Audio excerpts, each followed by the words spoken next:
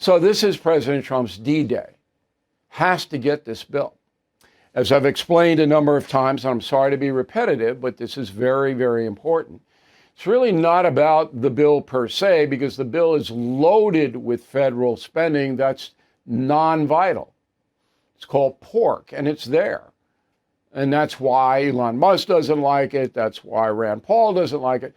That's been the case since World War II. But I'm not making an excuse. The bill is just ridiculous in some of the stuff that we, the taxpayer, are going to have to fund. But this point in history is key.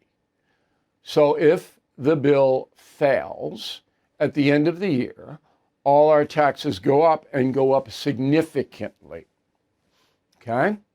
If that happens, there will be a recession because consumers are strapped now. They can't afford to pay any more taxes to the government, state, local, whatever it may be. Can't. So that there'll be a severe pullback in our economy, which will doom President Trump. He's done. If that happens, because he'll lose the midterms, both houses. So now it's not just a vote about pork and overloaded federal spending. It's a vote about, do you want to keep this president or not? Okay? In power. So I know where do I want Biden back and the Democrats? Not a single Democrat voted for this bill. And the reason is because if they voted for it, they'd be shunned out of the Democratic Party. So we don't really have, freedom of conscience anymore. So there are two big things attached to this bill that are just a scandal. The first you've heard over and over and over again. It cuts Medicaid. It does not cut Medicaid payments. Doesn't.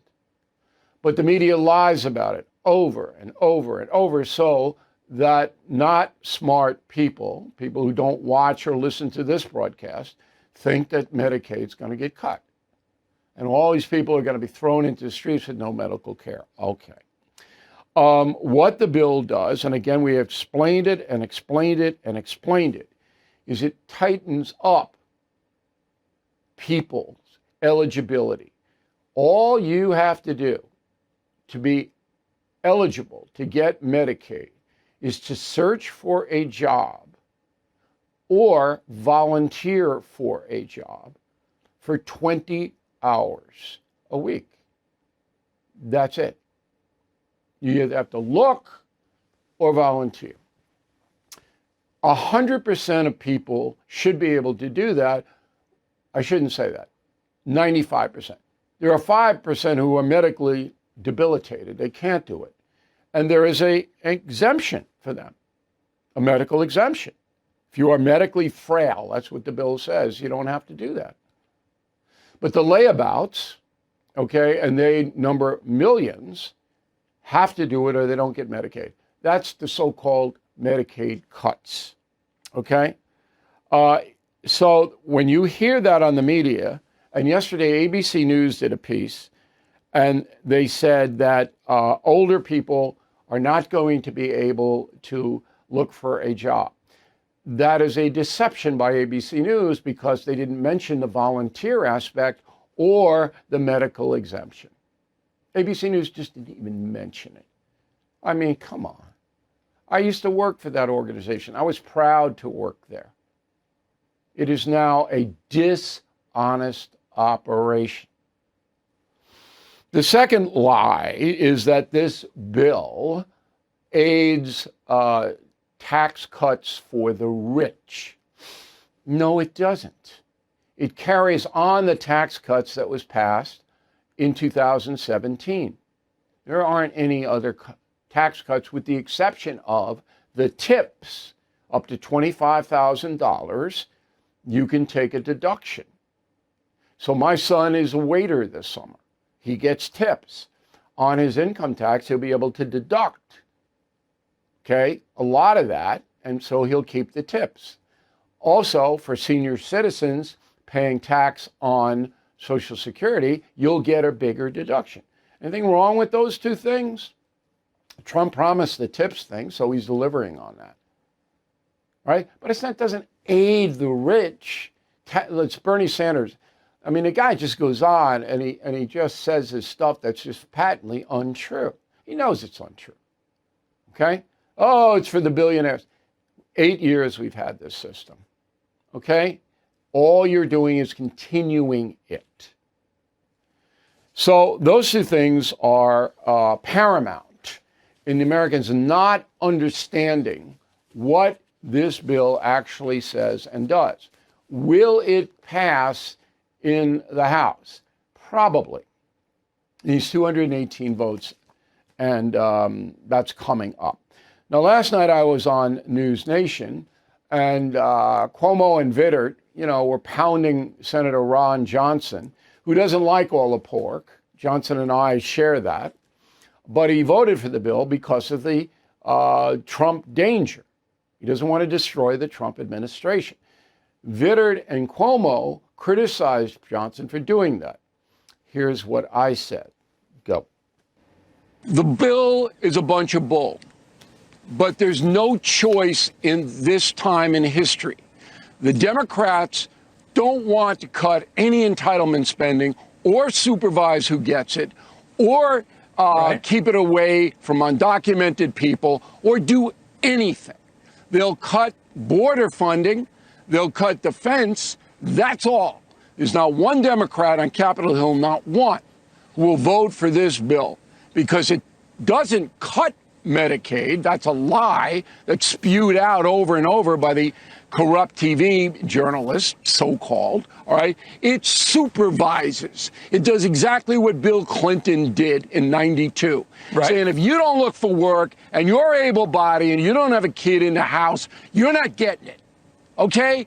And that is fair to the hardworking people who are paying their taxes and don't want a bunch of drug-addicted layabouts gaming the system. Am I clear, as Jack Nicholson once said? Yeah, crystal clear, Jack. Okay. So it was 96 that the Cash Assistance Act passed under Clinton. But there was, Newt Gingrich was the speaker, and there was this movement that began in 92 to clean this up. And Clinton, to his credit, did clean it up a bit.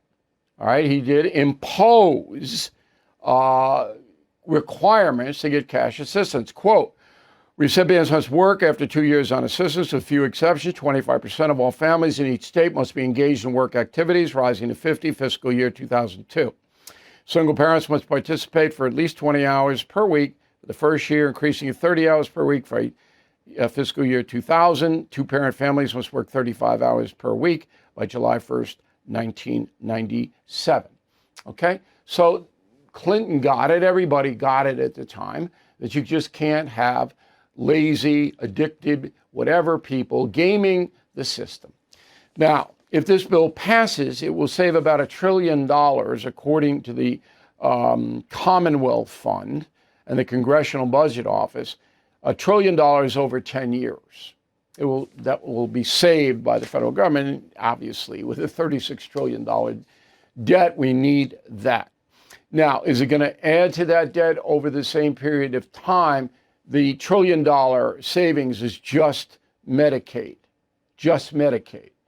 The other spending will increase the debt if President Trump doesn't do what I am suggesting, and that is, sell oil from federal land like Anwar and use all of the profits to pay down the debt and use all of the tariff profits. $1 billion a day is coming into the U.S. Treasury from around the world. All of that money should be earmarked to bring the national debt down. Next time I see the president or talk to him, I am going to mention that.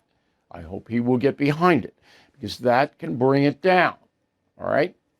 So, summing up, not one, as I predicted last night on News Nation, Democrat voted for it, because if they did vote for the bill, they'd be drummed out of the party. Okay? And if the Republicans in the House vote against it, they're going to be drummed out of the Republican Party. That's the way this system is now. It is vicious. This is D-Day for Donald Trump. He must get this passed. So, if you want to keep him as president, all right, an effective president, a president that can get legislature done, okay, then you have to vote for the bill. There's no other choice. And that's the memo. Thank you for watching. Make sure you subscribe to my YouTube channel and follow me on X. Look for @Bill O'Reilly.